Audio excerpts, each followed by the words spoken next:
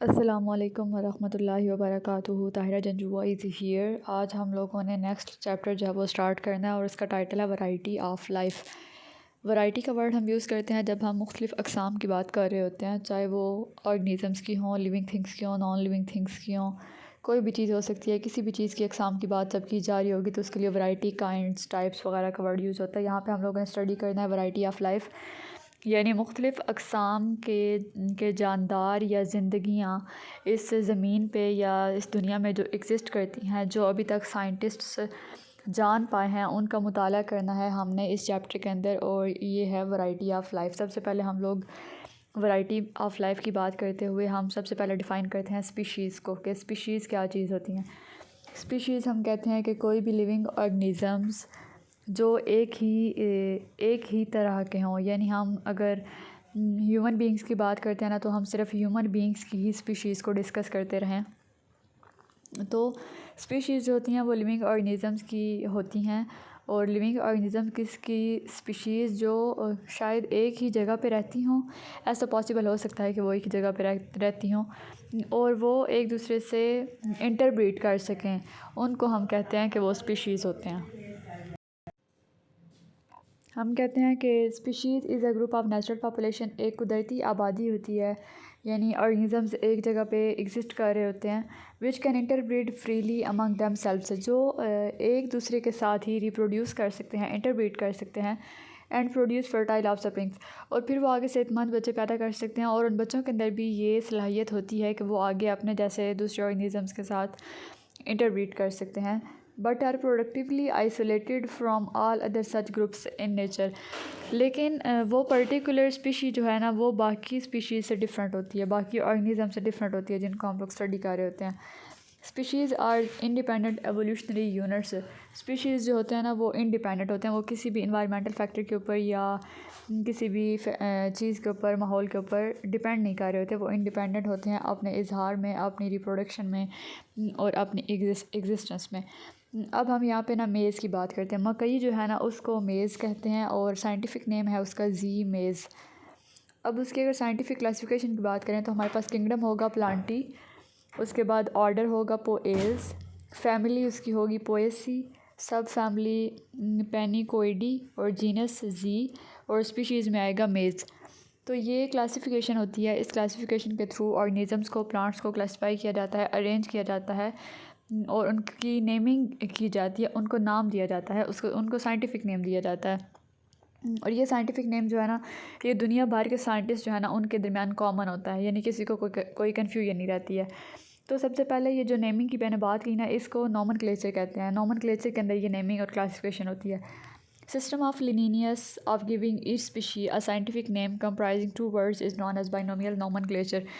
अच्छा, मोस्टली ना binomial nomenclature का वर्ड यूज़ किया जाता है। बाइनोमियल मीन्स टू नेम्स दिए जाते हैं, यानी एक जीनस नेम होता है और एक स्पीशी का नेम होता है, दो नाम दिए जाते हैं। और नोमेनक्लेचर जो है ना वो प्रोसीजर है जिसके अंदर ऑर्गेनिजम्स को इंक्लूडिंग एनिमल्स और प्लांट्स, उनको साइंटिफिक नेम्स जो है ना वो असाइन किए जाते हैं और उनको साइंटिफिक कंसिडर किया जाता है।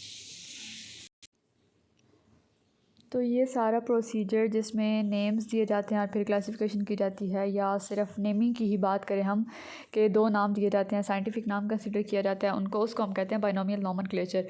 इसको सबसे पहले इंट्रोड्यूस करवाया था कार्ल लिनियस ने। एक साइंटिस्ट था, स्वीडिश बोटेनिस्ट था। स्वीडिश का बोटेनिस्ट था, यानी बोटेनिस्ट वो बंदा होता है जो प्लांट्स के ऊपर काम कर रहा होता है। In 18th century devised a system for naming and classifying organisms to him. इसने सबसे पहले ये तरीक़ेकार मुतारिफ़ करवाया था कि ऑर्गेनिजम्स को और प्लांट्स को साइंटिफिक नेम्स दिए जाते हैं ताकि दुनिया भर के जो साइंटिस्ट हैं या जोलॉजिस्ट या बोटानिस्ट हैं वो आराम से, आसानी से मुताला कर सकें, उनको कोई कन्फ्यूजन ना हो, कोई दिक्कत ना आए उनको। He took the scientific names from Latin words, लातिनी ज़ुबान जो है ना उससे वर्डिंग यूज़ की थी इसने नोमेनक्लेचर के दौरान। He published list of names of plants in 1753। Plants के जो उसने नेम्स लिखे थे ना उनको 1753 में उसने पब्लिश किया था, यानी लोगों के सामने ज़ाहिर किया था उसको। He published book on animal naming in 1758। और एनिमल्स के नाम जब उसने असाइन किए थे तो उसके ऊपर उसने एक बुक लिखी थी, वो 1758 के अंदर लिखी थी। उसके बाद हम लोग ये देख लेते हैं कि अनियन जो होती है ना उसका साइंटिफिक नेम होता है एलियम सीपा। प्याज की बात हो रही है। अमाल्थस यहाँ पे इसका साइंटिफिक नेम है केसिया फिस्टूला। उसके बाद ह्यूमन बींग्स या मैन को कहते हैं होमो सेपियंस। पोटैटोज़ को कहते हैं सोलैनम ट्यूब्रोसम और ब्रिंजल को कहते हैं सोलैनम मिलांजिना। ये इनके साइंटिफिक नेम्स हैं। अब आप लोगों ने एक बात अगर नोटिस की हो तो इनको दो नाम दिए हुए हैं, यानी एलियम सीपा, ये दो नाम हैं। जो पहला नाम है वो जीनस है और जो दूसरा है वो स्पीशीज़ का नेम है। उसके बाद जब क्लासिफिकेशन स्टार्ट हुई थी ना, तो क्लासिफिकेशन के दौरान सबसे पहले दो किंगडम्स थे, यानी वो किंगडम थे प्लांट। सारे प्लांट्स को एक किंगडम के अंदर रखा हुआ था, यानी प्लांट का एक ग्रुप बनाया हुआ था, उस ग्रुप को किंगडम का नाम दिया हुआ था और उस किंगडम के अंदर प्लांट्स को, सारे प्लांट्स को मैंशन किया हुआ था कि सारे प्लांट्स जो है ना वो उस किंगडम प्लांटी के अंदर आते हैं।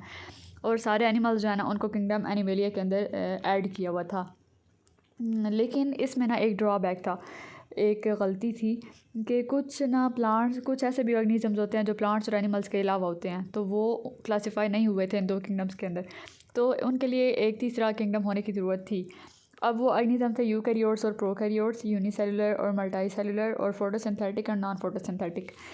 ये ऑर्गेनिजम्स थे जो किंगडम प्लांटी और किंगडम एनिमेलिया के अंदर नहीं आते थे, इनके लिए अलग क्लासिफिकेशन की ज़रूरत थी।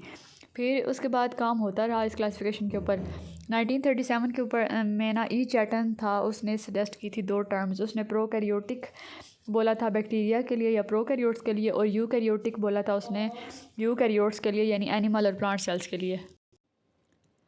अब स्टार्ट में हम कहते हैं कि दो किंगडम्स थे हमारे पास, किंगडम प्लांटी था और किंगडम एनिमेलिया था। उसके बाद जो यूकैरियोट्स प्रोकैरियोट्स वगैरह थे ना, उनके लिए कोई भी क्लासिफिकेशन नहीं थी, कोई भी सिस्टम नहीं था या कोई भी किंगडम नहीं था उनके लिए। तो 1937 में ई चैटन एक साइंटिस्ट था, इसने काम करना स्टार्ट किया था। इसने दो टर्म्स इंट्रोड्यूस करवाई थी, या इसने हम कहते हैं दो ग्रुपिंग्स जो थी ना वो इंट्रोड्यूस करवाई थी। प्रोकैरियोटिक थी और एक यूकैरियोटिक थी। जो प्रोकैरियोटिक थी ना उसके अंदर इसने प्रोकैरियोट्स को मेंशन किया था, यानी बैक्टीरिया वगैरह को, साइनोबैक्टीरिया को। और यूकैरियोटिक जो है ना इसके अंदर इसने एनिमल्स को और प्लांट सेल जो है ना उनको क्लासीफाई किया था। दो किंगडम थे पहले, और उसके बाद तीसरे किंगडम की ज़रूरत पेश आई। थ्री किंगडम क्लासिफिकेशन में हम स्टडी करते हैं कि अर्नेस्ट हैकल जो था ना उसने 1860s के अंदर काम करना स्टार्ट किया था। अब किंगडम एनिमेलिया पहले से मौजूद था, उसके अंदर सारे एनिमल्स थे। किंगडम प्लांटी पहले से मौजूद था, उसके अंदर सारे एनिमल्स थे। जो न्यू किंगडम इन लोगों ने इंट्रोड्यूस करवाया था वो था किंगडम प्रोटिस्टा। उसके अंदर सारे यूनिसेलुलर ऑर्गेनिजम्स को इंक्लूड किया गया था, मसलन एमीबा, पैरामीशियम वगैरह और यूग्लिना वगैरह जो है ना ये सेलुलर हैं, क्योंकि इनके अंदर एक न्यूक्लियस जो है वो एग्जिस्ट करता है। तो इसलिए ये इनको ना थर्ड किंगडम के अंदर क्लासिफाई किया गया था, किंगडम प्रोटिस्टा के अंदर इनको मेंशन किया गया था। उसके बाद हम लोग देखते हैं कि दो किंगडम से 5 किंगडम बनने तक दरमियान में क्या होता रहा है। सबसे पहले दो किंगडम क्लासिफिकेशन सिस्टम थी, और वो कार्ल लिनियस जो था ना इसने बताई थी। उसके बाद किंगडम फंजाई जो है ना वो रॉबर्ट विटेकर ने 1969 के अंदर इंट्रोड्यूस करवाया था। और थ्री किंगडम सिस्टम में हम लोग बात करते हैं किंगडम मोनेरा की। किंगडम मोनेरा जो है ना वो ई चैटन ने इंट्रोड्यूस करवाया था, और इसके अंदर सारे प्रोकैरियोट्स थे, यानी बैक्टीरिया और साइनोबैक्टीरिया वगैरह जो थे ना उनको यहाँ पे क्लासीफाई किया गया था। उसके बाद थ्री किंगडम सिस्टम जो था ना ये अर्नेस्ट हैकल ने 1886 में इंट्रोड्यूस करवाया था, यानी उसने 3 किंगडम्स इंट्रोड्यूस करवाए थे। उसके बाद 5 किंगडम क्लासिफिकेशन सिस्टम ये रॉबर्ट विटेकर ने दिया था 1869 में। रॉबर्ट विटेकर ने 5 किंगडम जो थे ना उनको इंट्रोड्यूस करवाया था। अब जो नेक्स्ट लेक्चर है ना उसमें हम लोग 5 किंगडम्स को डिस्कस करेंगे, और भी कुछ टॉपिक्स रहते हैं जो वैरायटी ऑफ लाइफ से रेलिवेंट है उनको भी स्टडी करेंगे इंशाल्लाह अज़्ज़ा वजल। कोई भी कन्फ्यूजन हो तो आप लोग पूछ सकते हैं। Most welcome. फ़ी अमान अल्लाह। अल्लाह हाफ़िज़।